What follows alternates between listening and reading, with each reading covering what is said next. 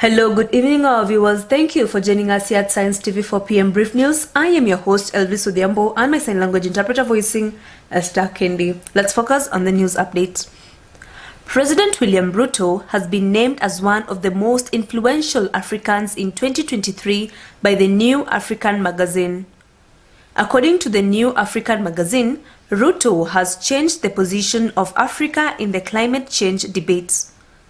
Other Kenyans on the list include Equity Group CEO James Mwangi, World 1,500-meter champion Faith Kipyegon, environmentalist Wajira Maathai, and historian Chao Maina.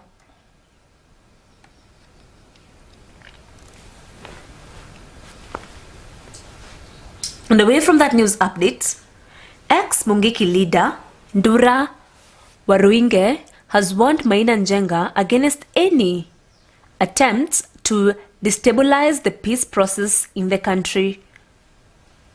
Mr. Waruinge, who has since turned into a preacher after reforming, told politicians to detest from the acts of violence that might cause bloodshed. Mr. Waruinge and Njenga were the two co-founders of the proscribed set. On other news update, police officers will start receiving their 40% salary increase from July. That is what Deputy President Rigathi Gachagua said.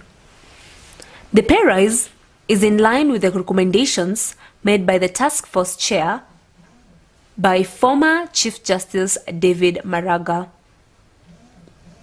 Speaking at Kingongo Maximum Prison in Nyeri, Deputy President Rigathi Gachagua assured uniformed officers that the Kenya Kwanza administration is committed to reform the national security sector. On to our final news updates. Former presidential candidates Ekuru Aukot has slammed President William Ruto's administration for banning former President Uhuru Kenyatta, for blaming former President Uhuru Kenyatta over its failure to deliver their promises to Kenyans. Mr. Aukot described it as nonsensical for President William Ruto and his allies to point fingers at their predecessor 1 year after they took the helm of power. To keep blaming former President Uhuru Kenyatta is nonsense up to stilts. Move on, he stated in his X platform.